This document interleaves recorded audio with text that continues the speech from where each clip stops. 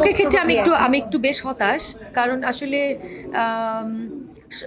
4-5টা script বাদে আমার মনে হয় সবগুলো স্ক্রিপ্টই একই রকম।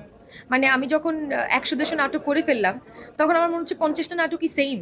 এবং এটা which is very frustrating and আমাদের অসাধারণ কিছু ডিরেক্টর আছেন।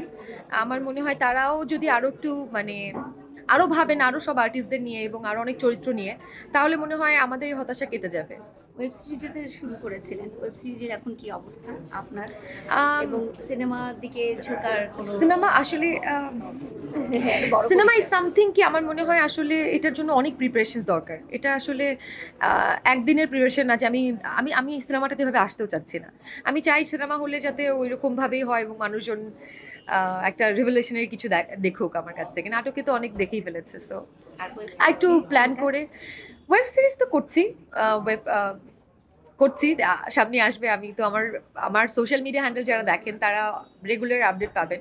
I am very active in social media, so there is nothing to hide in my social media life. I'm quite up to date. So ঈদের কি স্পেশাল নাটক আসছে এবার ঈদের সামনে? 4-5টা আসবে, এখন নাম ধরে উল্লেখ করতে চাচ্ছি না। 4-5টার মতো আসবে।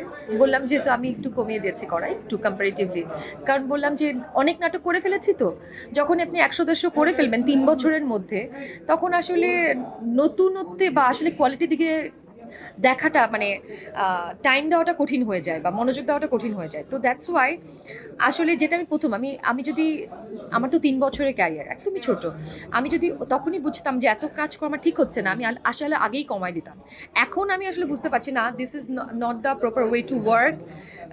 জাস্ট ডুইং র্যান্ডম ওয়ার্কস, এটা একদমই আমার bad decision. And our life is all about doing lots of bad decision or taking lots of bad or steps. So fine with that. I'm really fine with that. I have learned so many things from my bad decisions, and now I'm doing things that is better for me. Thank you.